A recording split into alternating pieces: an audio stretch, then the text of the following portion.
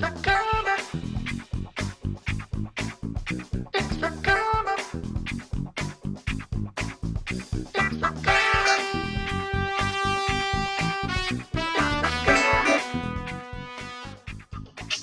on The Come Up, I'll be chatting with original Broadway cast member from Come From Away, Q Smith. Ha-ha!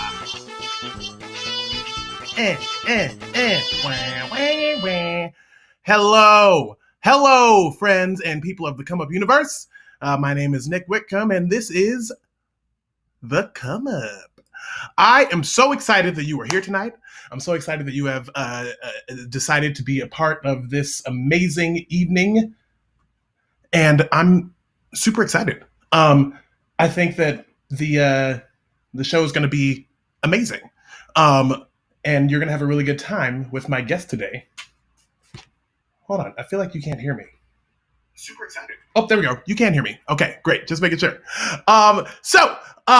Before we get going, I'm again in a different spot. Hey, that's okay. That's my life. That's where we're at right now. But that's okay. I'm here. I'm safe. I'm good. And I'm excited to see all of you. So I had the amazing pleasure of having a conversation with an Omaha native named Q Smith, and I'm going to share that interview with you. But before I do, I have a couple of people that I got to give some shout outs to. I dropped my Patreon and coffee, and I got some donations. I would love to say thank you to some folks. So big thank you to Tree O'Halloran, who I met as a stage manager at the Guthrie. She donated to my coffee. So thank you so much for that. I also have two new patrons. I have Jackson Paul Keeley, thank you so much for becoming a patron on my Patreon.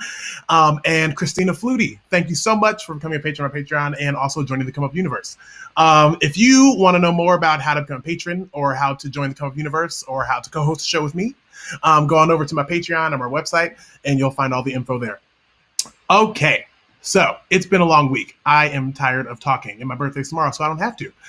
This is Q Smith. She is a amazing singer, a fantastic actor, and someone that I met a few years ago when I was in a point in my life where I had a lot of questions about my career and where it should go. Q really helped me figure out what my next steps were, and now she is actually driving on hiatus currently from because of COVID-19 from Come From Away. So she's driving from New York to LA with her new baby, which is why we had this conversation early so that she wouldn't have to worry about having a baby while she's doing a live show. So, without further ado, I'm very excited to share with you this conversation that Q and I had last week, and I hope you enjoy.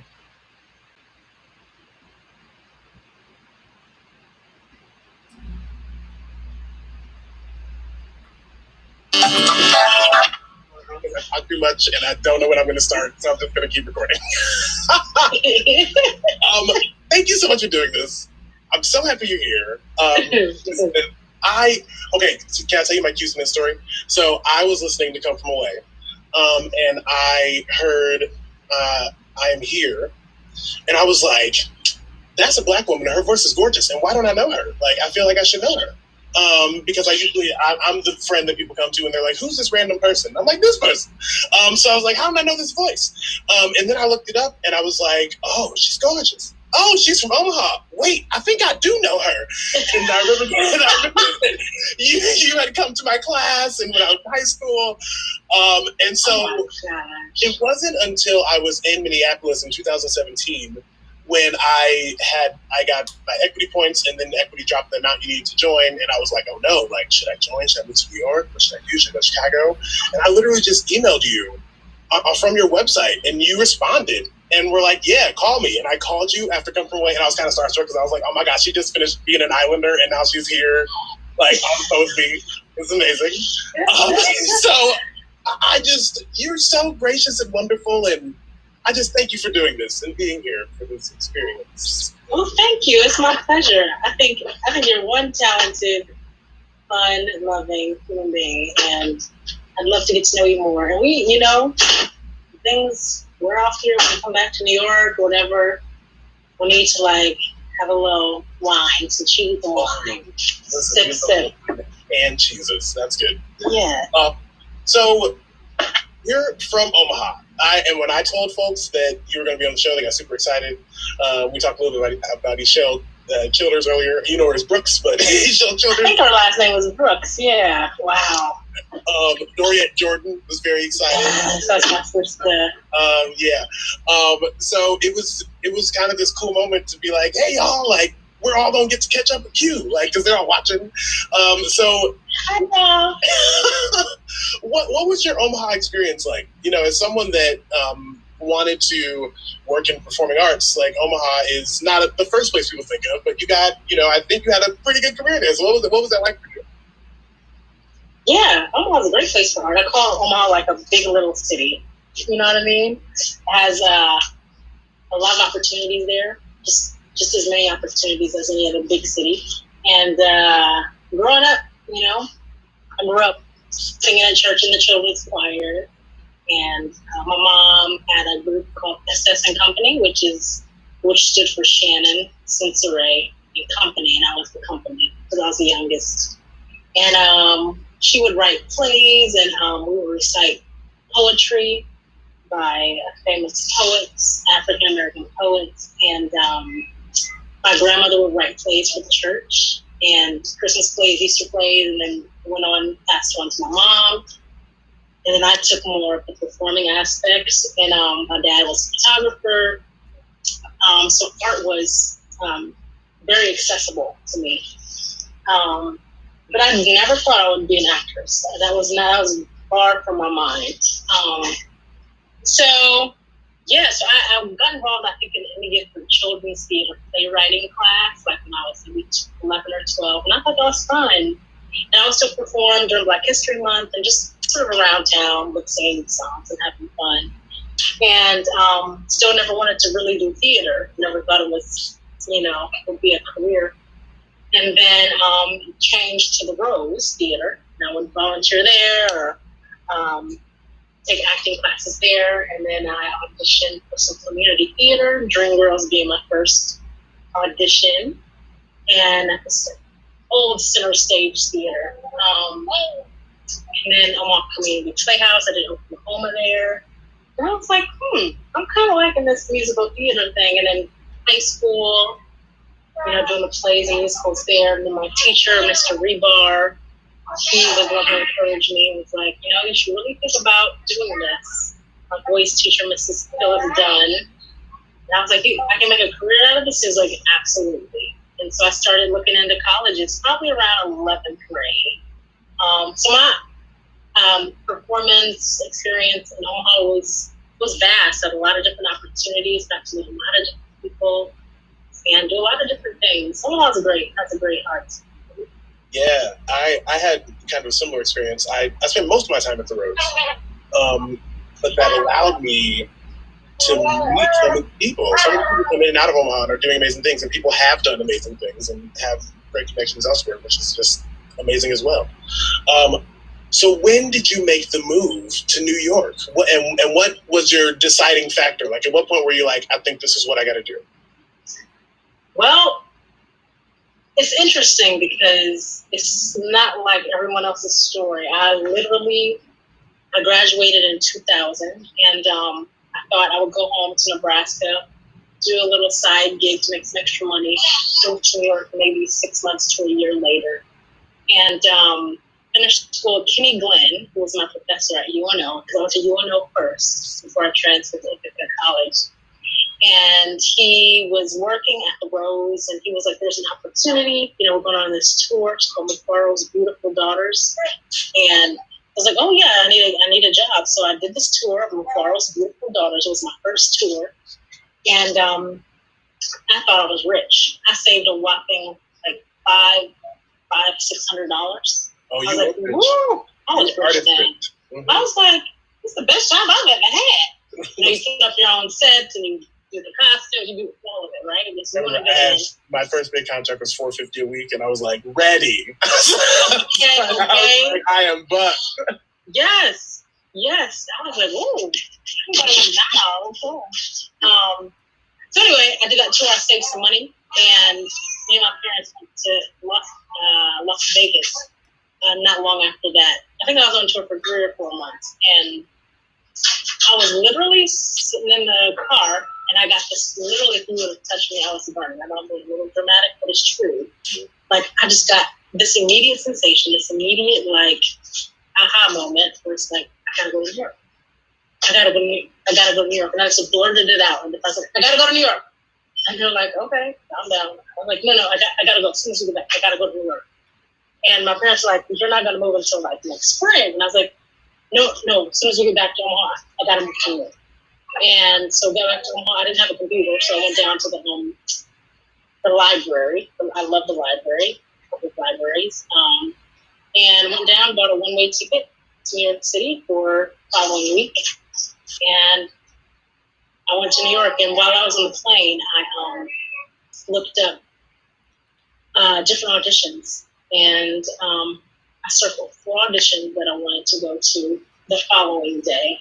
And I went to all these auditions. I got callbacks for them, and then I booked 2 of them.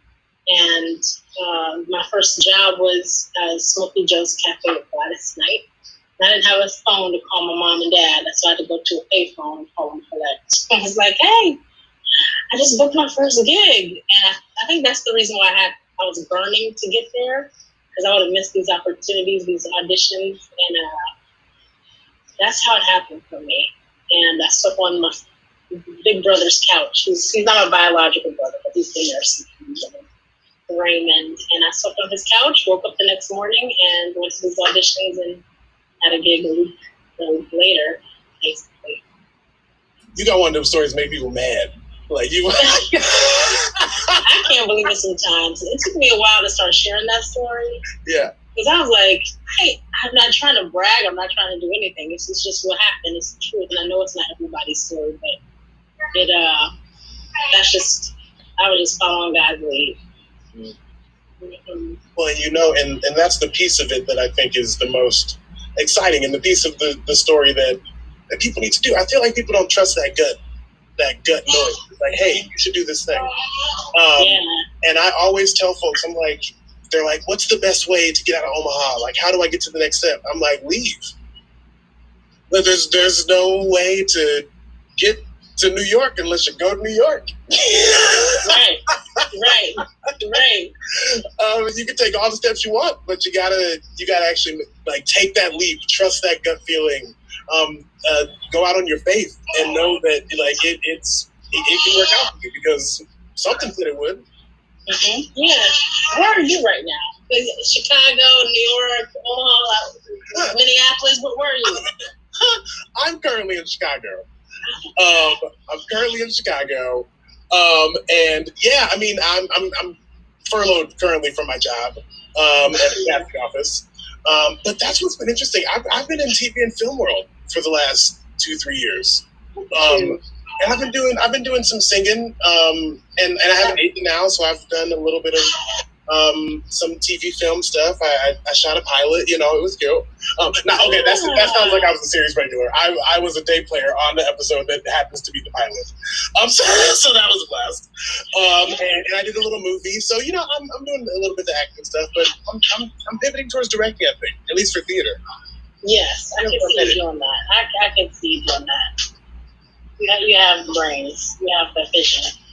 Okay. Mm-hmm. Mm-hmm. Okay, so one of my dreams as an actor, like if it were to happen, which I honestly think that my acting career is going to launch off when I'm like 55. Like, I feel like at that point is when like me just being this is going to be like acceptable in my auditions. So one of my dreams is to originate a role on the Broadway. And you did the thing. And it's an amazing role in an incredible show. What was the experience like? Because you were with the show pretty early. Like, you started kind of from the ground, right? I did.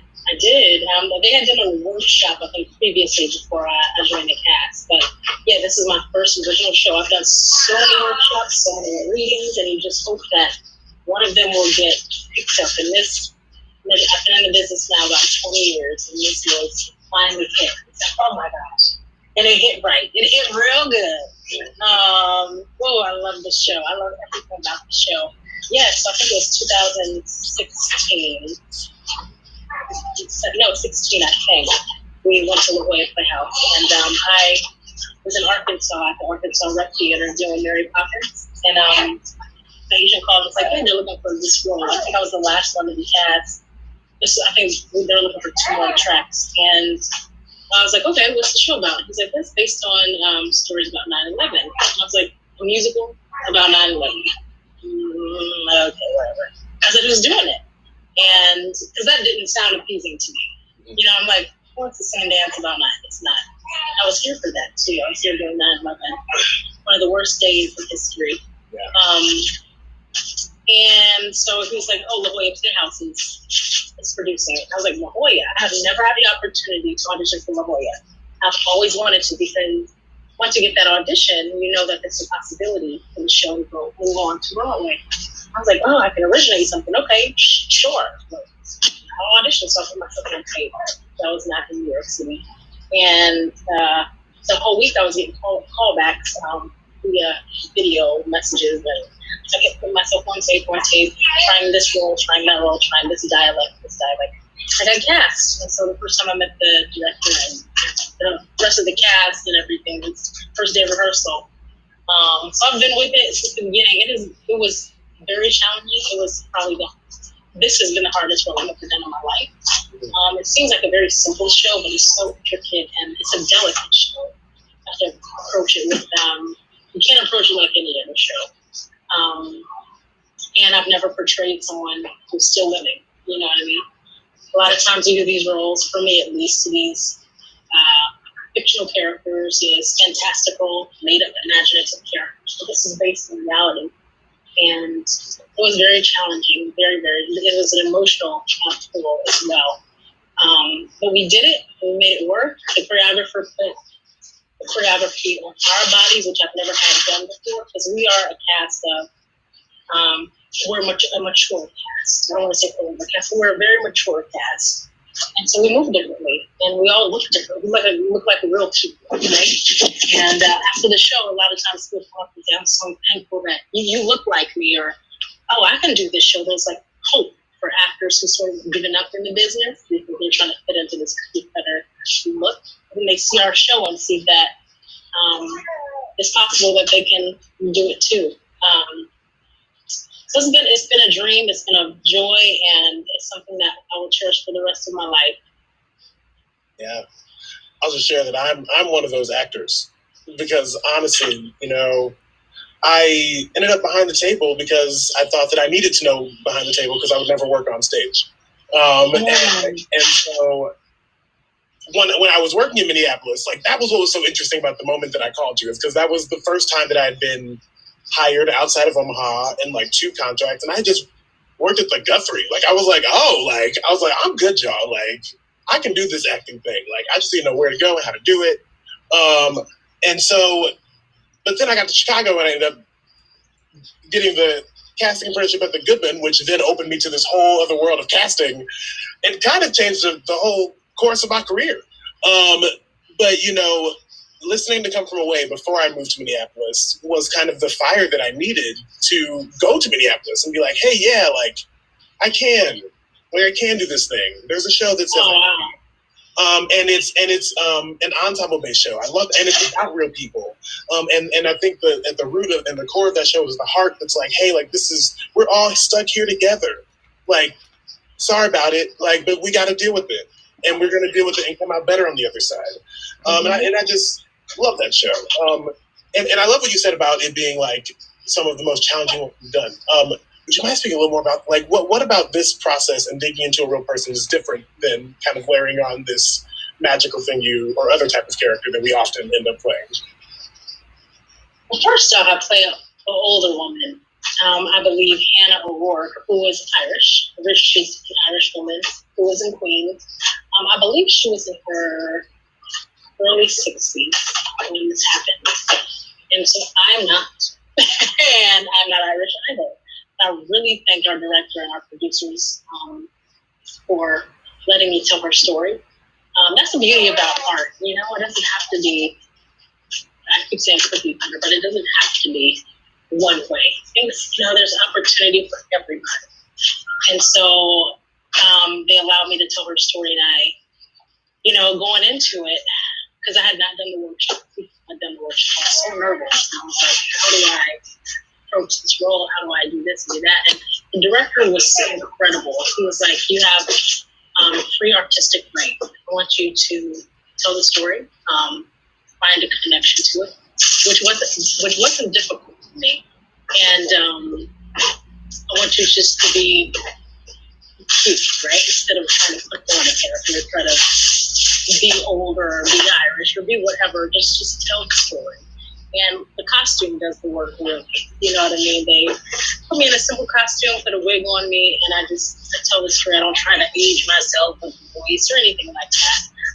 It's all in the writing. The writing is amazing, so that helped a lot. But I guess it was challenging in the way that we wanted to get the seal of approval for all those who are living the stories that we are telling. We wanted to get their seal of approval. It's not really just the approval of Broadway and the producers and everybody in Equity League. It's really, for us, it was the approval of the real people. So they came to the show. Thank God they loved the show. It was like a breath of fresh air. And I was like, oh my God, she's so little. She came up on the stage, Hannah. And I'm short. She's shorter than me. And she squeezed my cheeks, and she's like, oh, I just love you. Oh, good job, honey. She kept kissing my cheeks and kissing my cheeks. Oh, I just love you. Such a good job. Terrible accent, by the way. And so that was a relief. But it is an ensemble show. Everything is time in the show. The storytelling is one thing, but it's really about the transitions in the show. It's hard to explain when you haven't seen the show, but sometimes we're moving a chair to a certain spot. We're putting a prop in our pocket, trying to give a prop to someone else, and trying to sing our parts and make sure we are doing all these things in like 8 bars, you know what I mean, in a matter of seconds. That's hard. People are like, how many characters do you play? I think I play 8 characters. Some of them have lines, some of them don't. And that's not the hard part. The hard part is really the transitions and moving from one thing to another. And trying to be seamless about it. So that was very, very challenging. And every night it is, because if you do one thing wrong, it's like a domino effect. It can affect this next scene, that next scene, that person's prop, this. So that's the truth of it. That's the truth. I saw the touring production, so I know exactly all that intricacy that you're talking about. And that's the type of stuff I love. Like, I'm like, move the thing. Yes. What is shocking to me, and we talked about this when we were in Omaha, I can't believe that you were doing that while you were pregnant with your baby boy. Like, I would have been, everybody tired already. Like, that's incredible. Like, thank you. Lord have mercy. Thank you. Can you get him in the background? I love it. I love it so much. I've been waiting to segue there, so here we are. How was your life with the new baby boy? And I'll bring him over before we finish. Yeah. He just woke up. It's perfect time because he just woke up and he's reading, and it's perfect. He sounds so happy. He's so happy. He is the happy baby. He's so happy. So I did the show 6 months with him in my tummy. And the first time I ever felt the move was during Channel Peace, the prayer that we do in the show. I'm on my knees and I'm praying, I'm singing this song. It's like, we can share out your peace. No. It was, that's too much for me. Oh, no. Oh, my goodness. Yeah, that was the first time I ever felt him move. It was really powerful. I was like, keep it together. And so the everyone was so supportive. The costume department, they gave me some maternity jeans, and every time I got bigger and bigger, they just kept changing my jeans out. They changed my shirt out. And, everybody was so supportive, and nobody knew I was pregnant at all. I had to be, towards the end of the 6 month out, I had to be very careful how I stood up on the chairs and jumped off the chairs and did this and did that, but I was exhausted. I have never been so tired. Some of my girlfriends who are pregnant now, they're like 2 months, 3 months pregnant. I'm like, how did you do this for 6 months, 8 times a week? To this day, I don't think I'll do that again. Unless it's a show where I'm sitting down. It was really, really, really hard. I was tired all the time. I was so tired. I can't even tell you. But I did it. Thank God for my husband. I have the support of my husband who was like, you can do it. You got this. He would pack me snacks. And I would be eating. I would take food on stage with me. Because if you don't eat, you get nauseous, right? Yeah. And in the show, there's no intermission. Yeah. An hour, 43 minutes. And I remember packing a Lar-Bar in my pocket. I thought I packed it in my pocket, but I didn't. And I was starting to get a little nauseous. So I told one of my other cast members, I'm like, can you grab my Lar-Bar out of my snack bag? Because they had a big, they could grab it. She grabbed it. We're sitting on the bus in the show, sitting on the bus. And somebody taps my shoulder, and I grab the Lar-Bar, and it drops. And it's a loud, and it's sitting on the stage, and I'm like, just pick it up like a normal person. I have a Lar-Bar on the bus. Of course I do. Everybody, Lord, gave me grief about it. How in the world do you carry a Lar-Bar? And I said, y'all, I need to eat. I love the character justification. Like that's the best part. You're like, oh, bus driver just like Lar-Bars. I just pick it on up, put it in my pocket. Duh. And I have it open already. So before the show, I would like prepare, my snacks and stuff. So, because after that scene, I turn up stage and I'm able to sort of eat. Nobody knows that I'm doing it.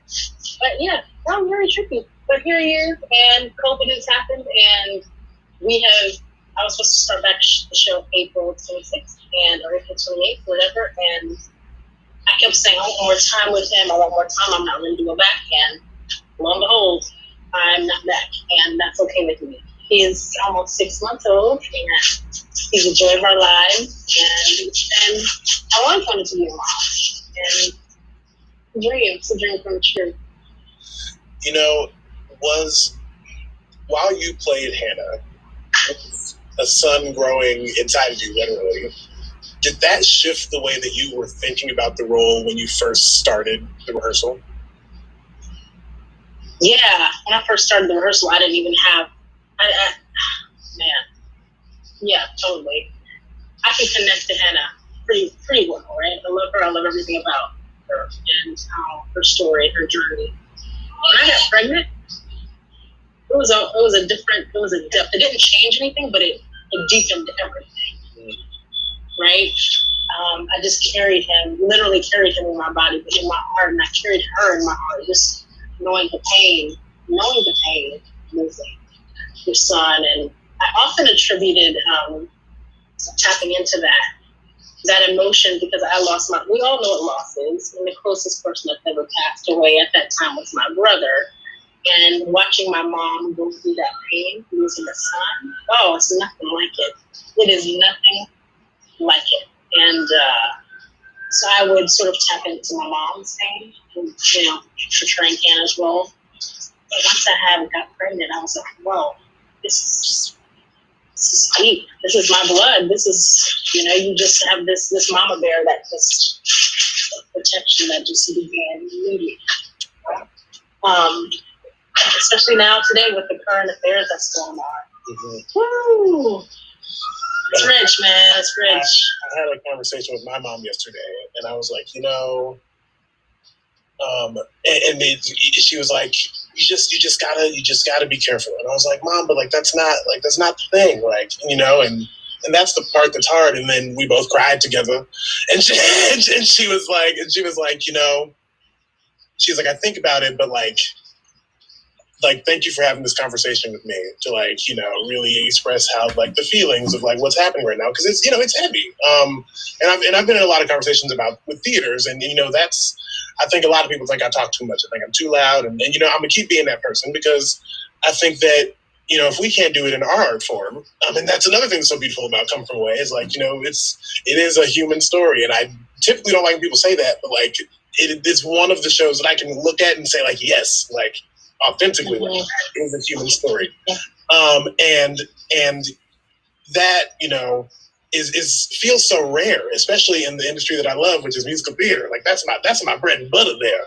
And so that, you know, along with my own personal, can I be an actor? There's also this industry level of like, this is a show that is having the conversations that we say we're having with every show. And it's a piece of theater that I really want to see come back. So do you know when are you coming back? Do we have any word? Do we know anything? Can you say anything? Well, no, don't. The thing is, nobody knows. But the census right now is probably after January. Mm-hmm. After probably early spring, or the very, very beginning of the new year. But yeah, and still then, nobody knows. Yeah. So. But you've been busy.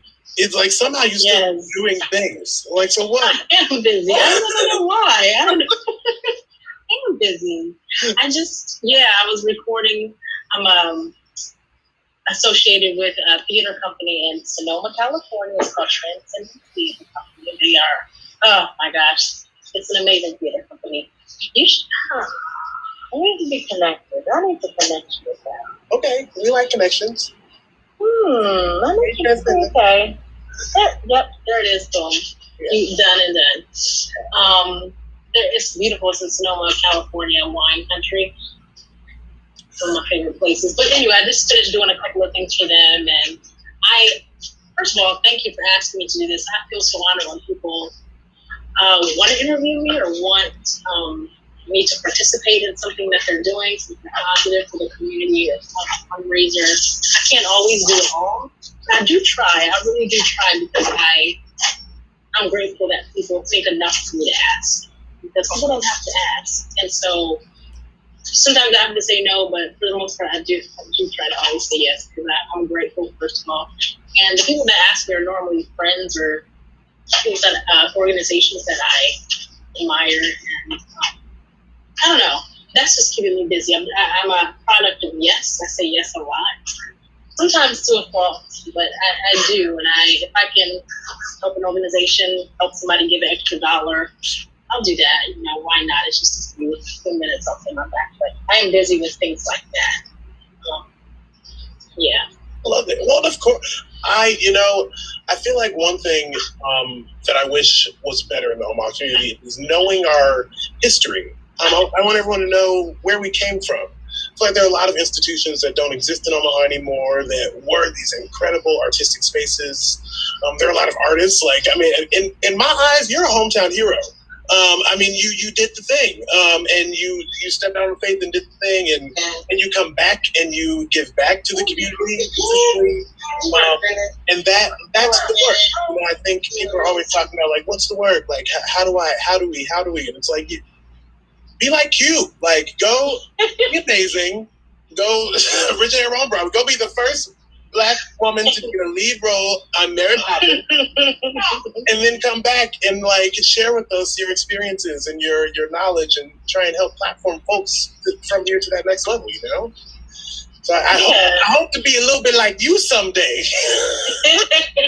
Oh my goodness! Well, that means a lot. Thank you. I think you're incredible. You have so much. I can't wait to see what the next 5 to 10 years are going to be. I can't wait. Oh, girl, me too. Wait. Yeah. You know, I think a lot of artists right now are in this moment where everything kind of, I think in some ways, folks in educational institutions right now have a benefit because they get to see what happens next and then jump into it. But for folks that were like kind of in the middle of it, like, I'm like, oh Lord, what's that? But you know, I mean, opportunities are coming up. People's conversations are still going. I, still love my artist life, and it's still flourishing in ways. This is an amazing project that I'm doing, which is giving me a lot of fuel. But how do you feel about kind of like what's next? And it sounds like you're already a self-tape pro. Like, so you were ready. Like, she was ready, y'all. And before I forget, what you're doing right now, the Come Up, this show, yeah, I love it. I watched a couple episodes, and I'm like, you have such a bright future. You really, really do. I need the right people, right time to see what you do, see what all the talent that you have, and just take you far. Because I'm like, this, we're special, you know. You really are. I don't say that a lot. I don't throw that word out a lot. Well, I do those special because it depends on what y'all about. But I've never wanted a tattoo until right now. Like, Q said I'm special. I'm just feeling like I'm a filter. you are. You really, really are. So yeah, me and my family, my husband, my son, we're gonna drive across country next week. We're gonna drive across country to LA and see what happens out there. You know, theater here isn't, you know, it's not happening. We believe that the industry out there may open up before theater here, and you know, I'm trying to get into some voiceover work. I've done a little bit, and I've had great audition opportunities, and I've been on hold a lot for things, but I haven't booked like that big thing. And I'm very passionate about voiceover. I love the human voice and what it can do. Anyway, so that's what I'm trying to do, is to do that so I can stay home more. Theater is a beautiful gig. It's my love. It's my first love, musical theater. And now that I have a son, you know, I'm looking for opportunities to stay home more, to work from home, to take him with me to different gigs around the world, around the country, you know, so he can experience the world. So we'll see. Only God knows. Yeah, it's a constantly shifting thing, and everybody's at this point of trying to figure out what's happening now, which is kind of exciting. Here he comes. Oh, it's a baby. Yeah. Oh, This is Caleb. He's looking at Dada. he's so cute. Huh, Caleb? He's not gonna smile at you. Hi. Hello, friend. Caleb. Can you say hi? He's looking at Dada. Ow. I love babies. I want one.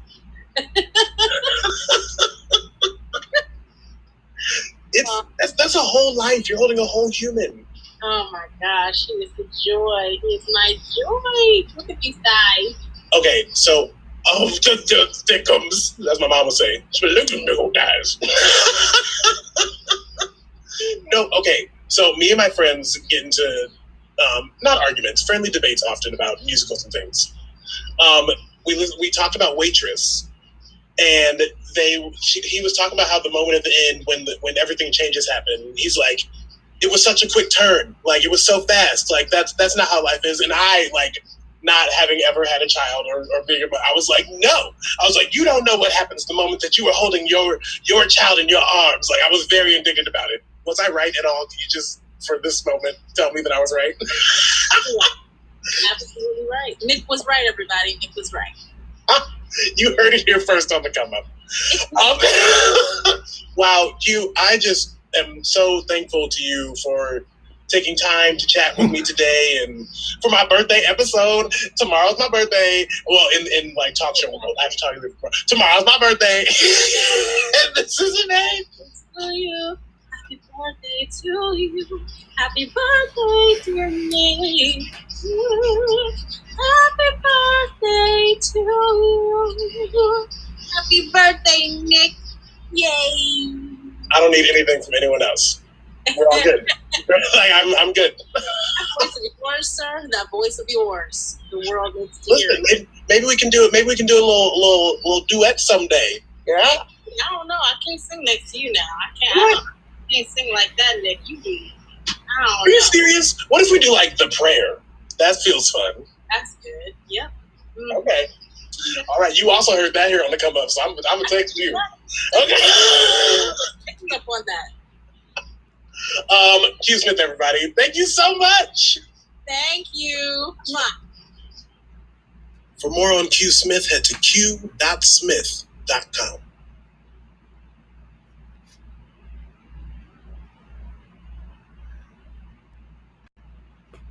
Oh my God! Ah! Ah! Oh, thank you so much, Q. I'm so thankful for you taking time away from packing. I know you heard packing, you heard babies. Like they're literally on the road right now to LA. Like imagine driving from New York to LA with a baby. So I just wanted to not put any extra pressure on her, and I'm so happy about the way it turned out, and I'm just thankful. Best birthday gift ever. I'm forever grateful. That episode, I typically don't post full episodes on Instagram, but because Q is amazing and Q actually does not have Facebook, I'm going to be posting the full interview on Instagram as well as a 10-minute version and a podcast. So you are going to get a lot of Q Smith if that is what you want in this next part of your life, which you should, because Q is great. I'm just, super excited about the people that have agreed to do this project with me. Next week, I have an amazingly special guest. Her name is Karen Zacharias. And she is one of the most produced playwrights in the nation right now. She wrote Native Gardens, which I saw the debut of at the Guthrie. And I actually saw my second guest for next week, Jack Correa, who was supposed to be here last week, but is going to join me and Karen next week to chat about her opening a Karen Zacharias original and just being an amazing, badass regional theater actor. So, people, friends, this was so great. My birthday's tomorrow. Thank you for being here. Be kind to yourselves. The world's falling apart. It's okay. Embrace it. Oh, and yes, I do have new hair. Look at that. Tammy Ray Jackson, y'all. My cousin hooked me up. My hair is looking fly. Thank you all for being here. I will see you next week. And don't forget my birthday's tomorrow. Become a patron. Send me a coffee. Venmo me. Cash App me. I don't care. Just have a good day for me. Bye, y'all.